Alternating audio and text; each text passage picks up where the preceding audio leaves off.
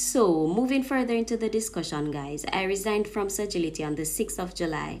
I received a call from their facilities department, a representative by the name of Leon. I don't remember his last name.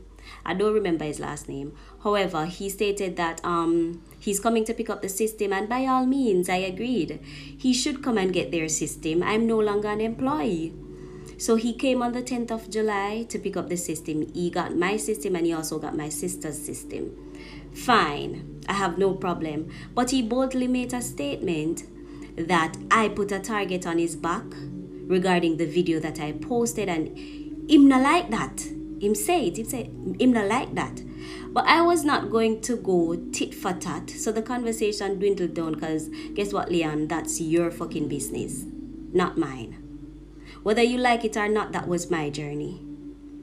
Alright, so I'm trying to be calm and collective, but at this point I'm extremely upset. Extremely upset. So after collecting the system on the 10th, Leon called my phone again. And I want to know, why is Leon calling my phone? Because I don't have anything for Sagility and I no longer work at Sagility. He called stating that he received a letter from HR to drop off to my house. So I said, okay. Because I'm wondering, what is this about? I could have sworn it was an apology from Sagility, being that they know all the facts.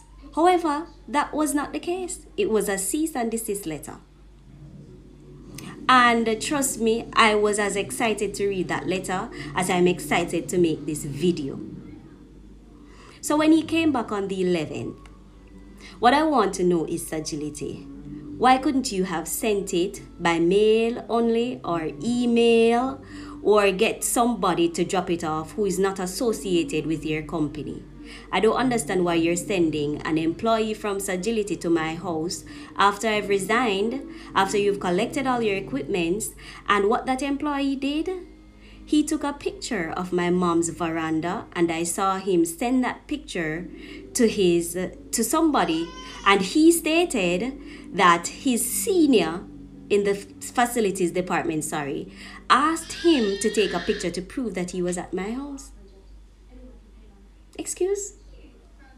Bear in mind that all this conversation is recorded. I recorded the entire conversation. I told him, Leon, you had no right. You had no right. This is my mom's house. This is my mom's privacy. And you came here and took a picture of my mom's veranda. I don't work there. I don't understand what is happening. Can this company leave me alone?